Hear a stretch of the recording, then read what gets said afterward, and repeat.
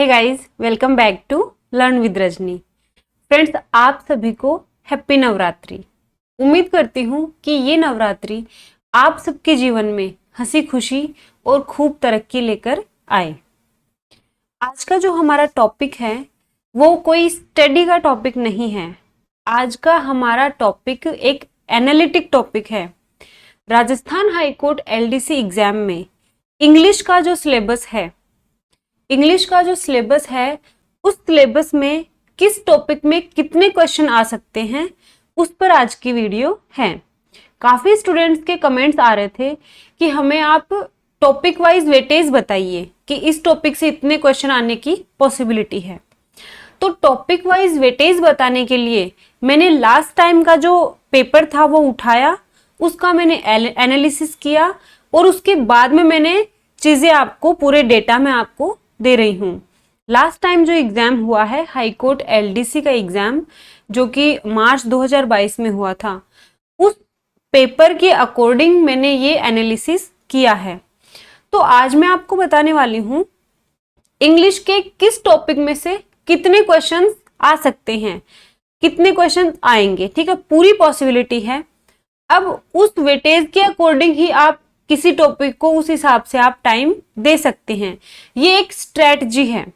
कई लोग कहते हैं कि स्मार्ट स्टडी करूं, तो स्मार्ट स्टडी के लिए आपके सिलेबस में जो जो चीजें हैं उन चीजों की के ऊपर आपको मास्टरी करनी होती है पहले, कि ये टॉपिक का जो मार्जिन है वो इतना है, इस टॉपिक का इतना है। मान लीजिए कोई टॉपिक है, उसके 5 क्वेश्चन आएंगे, ऐसा ही कोई दूसरा टॉपिक है, वहां से 1 क्वेश्चन आएगा। आपके वो 1 क्वेश्चन का जो टॉपिक है वो आपका अच्छे से क्लियर नहीं है।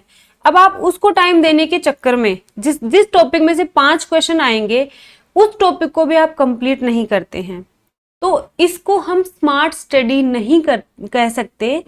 आपको स्मार्ट स्टडी करनी है और अपनी एक सीट फिक्स करनी है। एक चीज मैं और क्लियर कर दूं, अभी 26 तारीख को ही सुप्रीम कोर्ट का एग्जाम लगा था, उसमें मेरे किसी नॉन ने वो एग्जाम दिया था।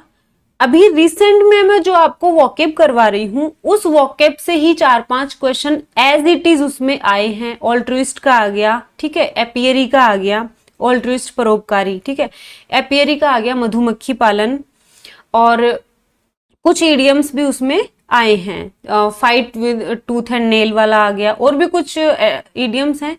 क्योंकि पेपर ऑनलाइन था तो हम कंफर्म नहीं कर सकते कि कौन कौन से, क्योंकि ऑनलाइन पेपर में तो स्टूडेंट जो चीजें याद करके हमें बताता है वही हम पता कर सकते हैं। तो आप इस डाउट को बाहर निकाल दें दिमाग से कि यहाँ जो आपको स्टडी मटेरियल मिल रहा है वो काम का नहीं है। इसको पूरी तरह से माइंड से निकाल दो आप। यहाँ पर आपको वही स्टडी मटेरियल मिलेगा जो एग्जाम के पॉइंट ऑफ व्यू से बहुत ज्यादा इंपॉर्टेंट है। तो चलिए टाइम वेस्ट नहीं करेंगे और आज हम पूरा एनालिसिस करेंगे इंग्लिश के टॉपिक्स के वेटेज का। ओके, तो स्टार्ट करते हैं। फर्स्ट है improvement of sentence. Improvement of sentence का एक टॉपिक है। उससे लास्ट टाइम जो एग्जाम था मार्च 2022 में एक क्वेश्चन आया था इंप्रूवमेंट ऑफ सेंटेंस का। सेकंड टॉपिक है tenses and sequence of tenses. Tense के 6 क्वेश्चन आए थे। कितने क्वेश्चन आए थे? 6 क्वेश्चन आए थे। मतलब आपको बहुत ज्यादा टाइम देना है टेंस और सीक्वेंस ऑफ टेंस को। टेंस और सीक्वेंस ऑफ टेंस आपका इतना अच्छा करवा दूंगी। अभी पूरा काम हो चुका है और नेक्स्ट जो वीडियोस आएंगी वो टेंस से ही शुरू करेंगे। ठीक है, टेंस की ही वीडियोस अब आएंगी, टेंस की ही क्लासेस लगेंगी। टेंस में आपको अलग अलग पढ़ाऊंगी। उसके बाद मेरा मेन जो फोकस रहेगा वो सीक्वेंस ऑफ टेंस पे रहेगा, क्योंकि कॉम्पिटिटिव एग्जाम में सीक्वेंस ऑफ टेंस के क्वेश्चन बहुत ज्यादा पूछे जाते हैं। अब आप कहोगे कि सीक्वेंस ऑफ टेंस क्या है? सीक्वेंस ऑफ टेंस ये है कि हमें 2 सेंटेंस होते हैं, ठीक है, 2 सेंटेंस को जोड़ा जाता है। तो 2 सेंटेंस में पहला सेंटेंस कौन से टेंस में आएगा और दूसरा कौन से टेंस में आएगा, that is called sequence of tenses. तो टेंस और सीक्वेंस ऑफ टेंस आए थे 6 question. Voice, active and passive voice के 4 क्वेश्चन, नरेशन डायरेक्ट इनडायरेक्ट का 1 क्वेश्चन, डायरेक्ट इनडायरेक्ट के 2 क्वेश्चन आए थे लेकिन 1 question fill in the blanks में था, तो प्योर डायरेक्ट इनडायरेक्ट का 1 ही मैंने काउंट किया है। 1 क्वेश्चन और था जो कि फिल इन द ब्लैंक्स में था।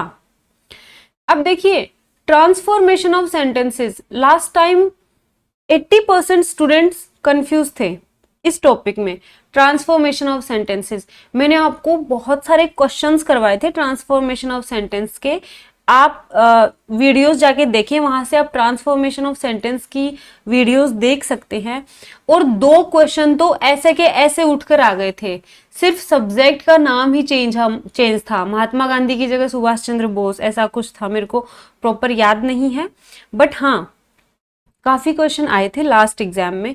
वही सेम फंडा इस बार भी मैं आपको बहुत ही अच्छे क्वेश्चंस करवाऊंगी। तो ट्रांसफॉर्मेशन ऑफ सेंटेंस के 3 क्वेश्चन आए थे। ओके, फिर था आर्टिकल, आर्टिकल का 1 क्वेश्चन था, डिटर्मिनर्स 1 क्वेश्चन। अब आप कहोगे मैम डिटर्मिनर्स क्या है, एडजेक्टिव का ही पार्ट है डिटर्मिनर्स। ओके, प्रेपोजिशंस के 3 क्वेश्चंस हैं, तो प्रेपोजिशंस पे भी आपको काफी ध्यान देना है। ओके,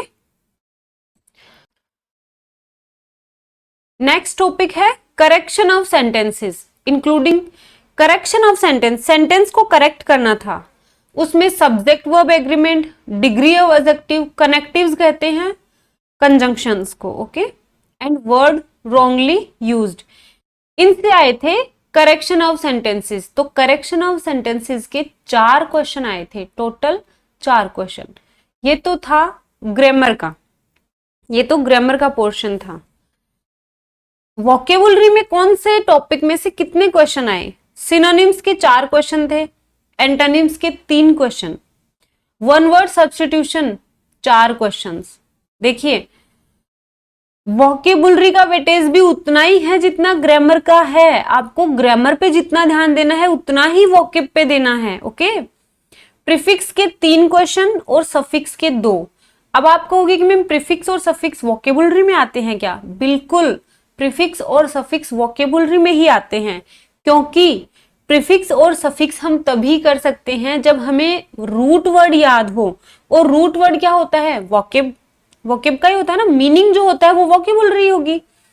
तो प्रीफिक्स के 3 और सफिक्स के 2 क्वेश्चन। कंफ्यूजेबल वर्ड्स के पूछे गए हैं 4 क्वेश्चन। ओके, कंफ्यूजेबल वर्ड्स से आए हैं 4 क्वेश्चन, इडियम्स एंड फ्रेजेस से आए हैं 3 क्वेश्चन, फ्रेजल वर्ब्स के 2, मॉडल का 1। अब आप कहोगे कि मैं मॉडल तो हमारे सिलेबस में ही नहीं है तो कैसे आ गया, मॉडल से भी 1 क्वेश्चन पूछा गया था। ठीक है, क्योंकि मॉडल वर्ब्स ही होते हैं, ठीक है, ऑक्सिलरी वर्ब्स होती हैं मॉडल, तो मॉडल से 1 क्वेश्चन आया था। फ्रेजल वर्ब्स कहीं भी क्लियर नहीं लिखा हुआ, लेकिन फ्रेजल वर्ब्स को हम फ्रेजेस भी कह सकते हैं, इसलिए फ्रेजल वर्ब्स के भी 2 क्वेश्चन आए थे। इस तरह से आपके पूरे 50 क्वेश्चन थे 100 नंबर के। ये जो वोकेबुलरी है इसको आप काउंट कर लो, कितने कितने क्वेश्चन आए हैं वोकेब के, वोकेब के पूरे 25 क्वेश्चन, 25 प्रश्न वोकेबुलरी से आए हैं और 25 प्रश्न ग्रामर से आए हैं। तो मैं कह रही हूं जिन स्टूडेंट्स की वोकेबुलरी वीक है वो आज से ही लग जाओ अपनी वोकेब को स्ट्रॉन्ग करने में, क्योंकि आप ये भी जानते हो, आप अगर ये पेपर दे रहे हो, ये वाला पेपर दे रहे हो, इसका मतलब ये कि आपने लास्ट टाइम भी तैयारी की थी, लास्ट टाइम आपने तैयारी की थी तो आपको ये भी पता होगा कि जीके और हिंदी उनकी बजाय इंग्लिश का पोर्शन थोड़ा टफ था, आपको ये पता है। अगर आप इंग्लिश में ज्यादा क्वेश्चन सही करना चाहते हैं तो आप अपनी वोकेबुलरी को स्ट्रॉन्ग कर लीजिए, और जो भी मैं आपको वोकेबुलरी की क्लासेस दे रही हूं, जितने भी उसमें वर्ड्स हैं 20, 30, 40, 50 जितने भी मैं देती हूं उनको आपको कंठस्थ करना है। आप भी जानते हो कि जो भी मैं क्लास देती हूँ उसकी पीडीएफ भी मैं प्रोवाइड करवाती हूँ टेलीग्राम ग्रुप में। अब आपको वीडियो देखने के बाद उसका रिवीजन करना होगा, क्योंकि वोकेबुलरी ऐसे याद नहीं होगी।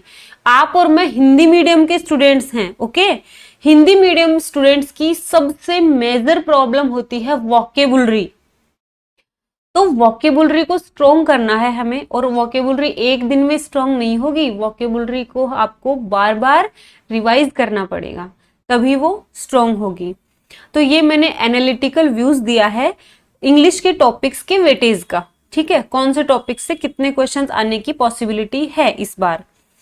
तो आशा करती हूँ आपको ये चीजें जो मैंने आपको बताई हैं, जो भी एनालिसिस करके, वो आपकी स्ट्रेटजी में, आपकी अच्छी वाली स्ट्रेटजी को फॉलो करने में काफी ज्यादा हेल्पफुल होगी।